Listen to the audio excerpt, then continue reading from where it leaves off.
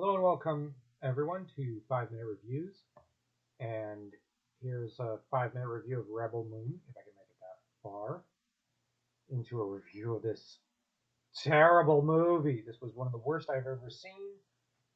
I have no idea how Zack Snyder's getting these things made and why, truly, those who greenlight these things hate film, hate cinema as much as I hate Zack Snyder films. This thing, I could not even sit through 40 minutes. It is terrible. And I'm looking at the Wikipedia summary of it, and it still doesn't make any sense to me. Now, when I was watching, I had no idea what was going on. I had no idea what the plot was. I had no idea who, where, when, how, why. I had no idea what was going on. And let's throw in what, because obviously I'm not sure Zack Snyder even knows what a genre of fiction is, let alone science fiction, even though he's directed nothing but science fiction. And there's some sort of mother world. I'm not clear if it's an empire or a planet.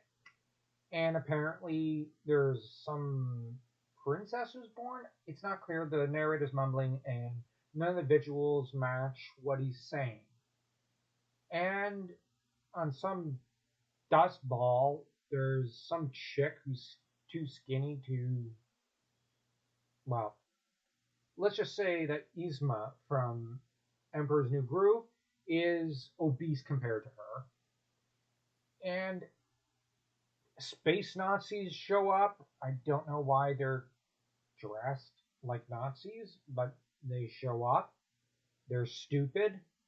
This makes no visual sense or literary sense at all, because this is supposed to be set in the future, and yet somehow it's 1945 except in space. Except that'd probably be better than this trash, because at least I'd have a French character or three. Ensuite, some rebellion apparently. There's a cyborg swordswoman. I really hope Disney ends up suing for the lightsaber thing.